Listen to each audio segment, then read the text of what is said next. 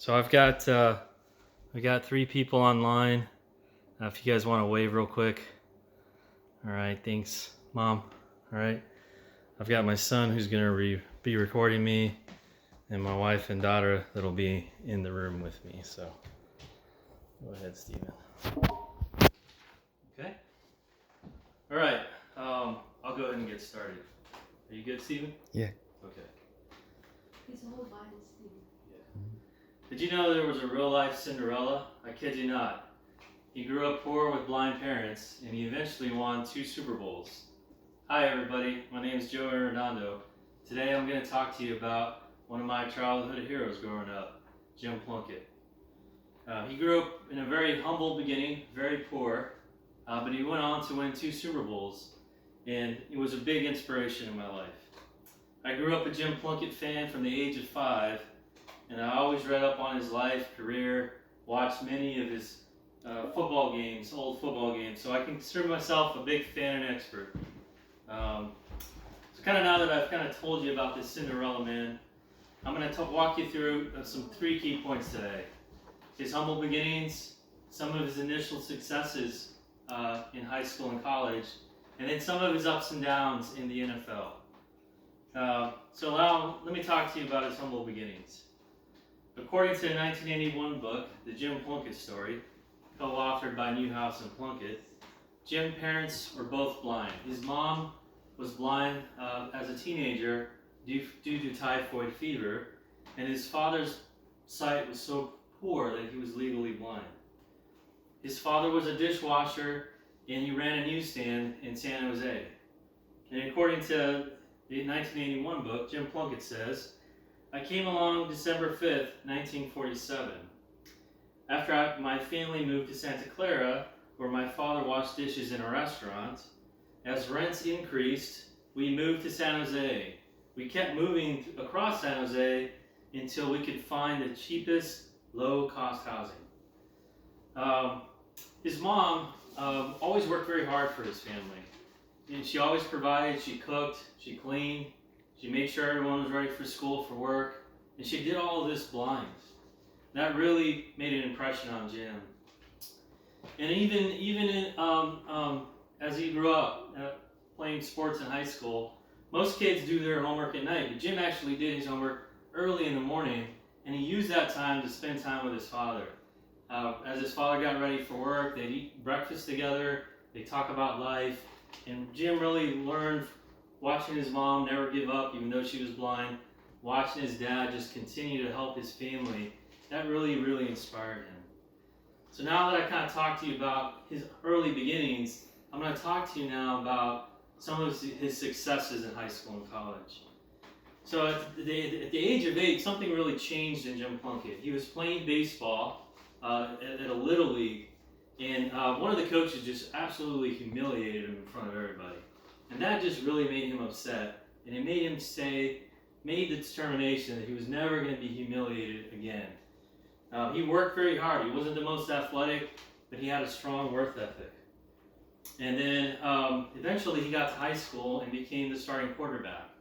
And despite the fact that his team was very small, Jim was able to help that team win, and they won a lot of games.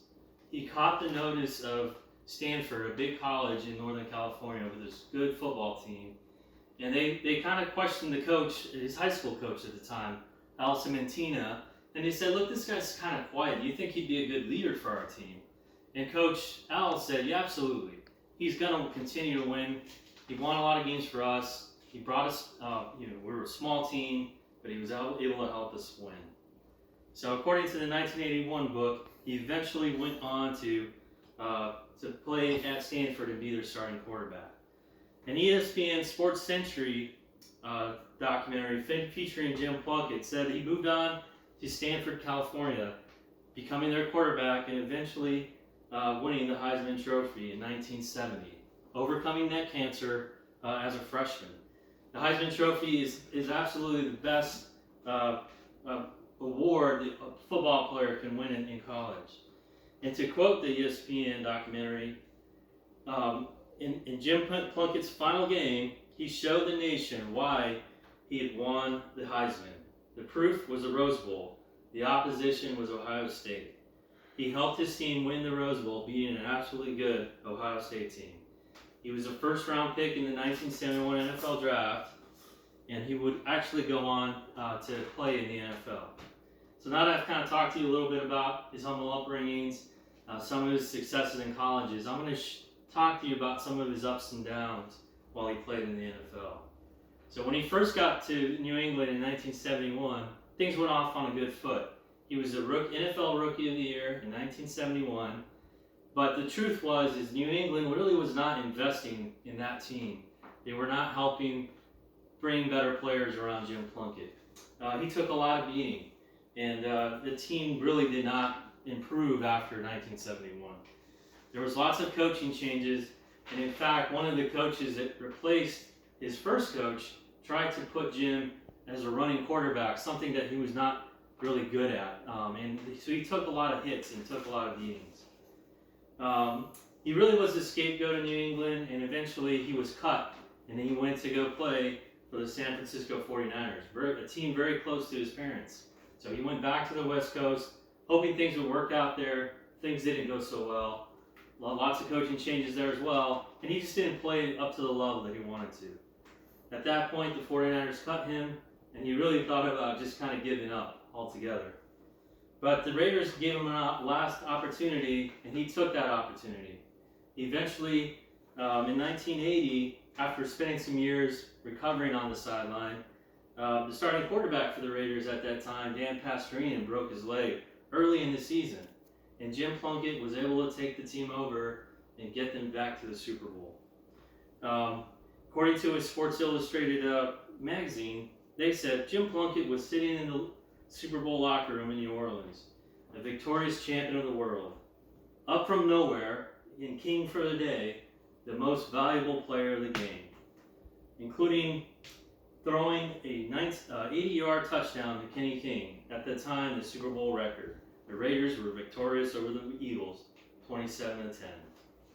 After winning that Super Bowl, Jim Plunkett continued to play a couple good years for the Raiders. In 1983, however, he had some rough patches and was actually replaced by a younger quarterback named Mark Wilson. Well, Mark Wilson took over, and it really looked like it was going to be Mark Wilson's team at that point. But Mark Wilson eventually got hurt and injured. And when he did, Jim Plunkett came back and took the Raiders back to another Super Bowl. They went on to defeat the Washington Redskins, a very good team that year, in the Super Bowl.